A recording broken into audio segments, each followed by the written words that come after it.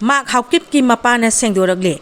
Nahani phajin khibaga loinana jail da leiriba Mark ti Haokip ka sinanaba demand tawi haiba pau ama thengnariba asi imung manungi Meitei dagi di wafam asida khangba leite haina Mark Haokip ki apokpa lingkhosei Haokip na sengdorakli. Apokpa masana thadorakpa cherol amana hai Mark Haokip ka naha ani aduga onabagi matangda sandorakli ba wafam sing asi imung manunga mari leinade mahak hauji jail da leiriba maramna mahak pu thadokpa natraga thadokta ba haibadudi law court ki khuthang da satkadaba ngaktani Masina wathok asida mahaki machanupabu chingsinbiganu hairi. Tengnopal district ta Meitei sing khunda hanbe yaroi Kuki lup sing police commando sing Tengnopal district tagi khudakta loktho'u. Tengnopal district ta Meitei amuk hana khunda hanbe yaroi amasung district asida thamliba Manipur police commando sing khudakta loktokadabani haina Kuki gi lup kaya marumna khuyek piduna Manipur gi chief minister da aiba cherol ama pisinkhre. Manipur ki Chief Secretary Binit Joshi na Tengnopal district ki headquarter amasung more da hakthengna na satuna hauji oriba mafam adugi phibam hakthengna na yengsinke. Khongsat adu da Tengnopal dagi DC Krishna Kumar, SP Rahul Gupta, manga suba Assam Rifles ki CO su saruk yakhe. Chief Secretary na lusing balenga ki team aduna Kuki NP Tengnopal Hill Tribal Council, KSO, Kuki Women Union and Human Rights Tamil Sangam, Gorkha Samaj, Hindustani Samaj, BTCC, MMCM gi mihu sing unaduna wari sake. Loina na Chief Secretary na More Higher Secondary School amasung KLP da hangliba relief camp ta satuna inmates sing kasu unaduna khudol tamke. Khongsat aduda Kuki NP Tengnopal gi President Khaigin Mang Guite, General Secretary Mangboi Haokip, Kuki Chief Association Tengnopal gi President Saikhojang Baite, KSO Tengnopal gi Secretary David M. Wifi amasung Hill Tribal Council More gi President Kaikholan Haokip na punna khuyek piraga Manipur gi Chief Secretary da eiba cherol adu pisinke. Chief Secretary da pisinke ba aiba cherol adu da hai Tengnopal district ta tung koina ing tapa phibam ama hanjil hanabagi damakta khudakta Tengnopal district tagi Manipur Police Commando sing asi lokthokigadabani. Manipur Police Commando sing asina sinmi sing da award anai zathabagi sanglaba puwari ama leirakli inong nobo wafan panba tarabadi handakta Kuki naha ani hatkhiba kaya na nongmaina panbadagi sokhiba amasung me ahumdagi haujuk phawba chathariba irang asida More amasung Sinam village ta yum amasung school mai thabgi thodok sing chathaki haina maral sikhe.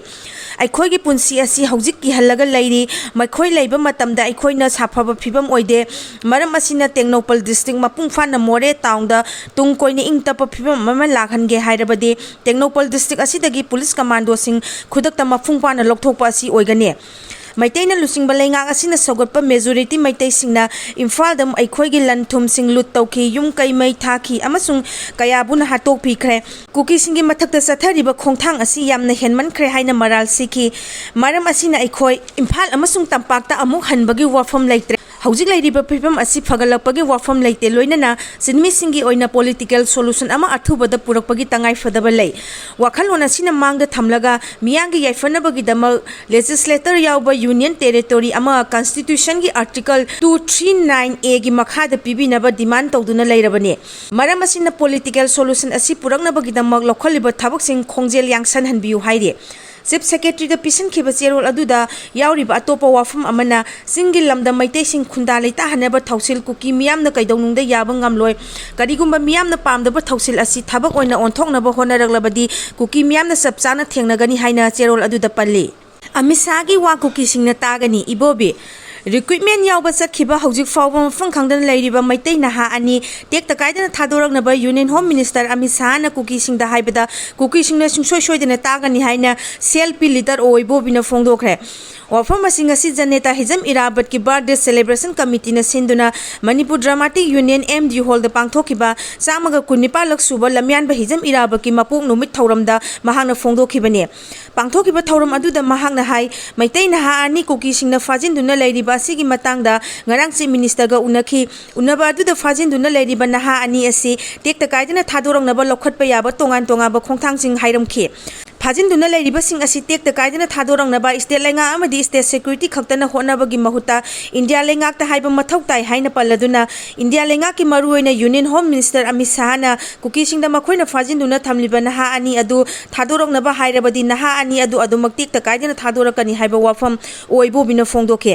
Recruitment यावबा चटखिबा नहा उमसी गाड़ी अमा खक्तदा चटखिबनी अमदि मखोइ अहुंगी मनुंगदा अमा Assam राइफल्सना कल्लाई हाइरिबा असिगिदमक यामना ngakpa wafamni haina palladuna makhoi ahungi manungda ama kallaga karigidamak anibuna kanba ngamdribano Assam Rifles asi international border yauna tongan mafamsingda mathau tawduna leiribani amadi makhoina mathau tawdaba mafam irai leitabani haiba wafam mahangna phongdoke Kuki singna tawriba thong asina state asida santi langna ba honabada ayetpa oire haina Amit Shahna Kuki singda thampham thoi haina palladuna suda leiba leitaba thidaba tawhaidaba thabak sing tawdana ba wafam phongdokpa mathau tai amadi karigumba tawriba thong asigumna makha chathaba thoglabadi Manipur gi tungi fibam kari oirakani haiba tambangamde haiba wafam mahangna phongdoke Amarom lamyan ba hizam irabot ki mapo kumon thoranga mari lenana ibobina hai mahangna hinglingai matamda khalamba wakhalon sing ngasi din nongmagi mayek sengba haurakle janneta na pamlamba idea of Manipur matam pumna makta ningsingduna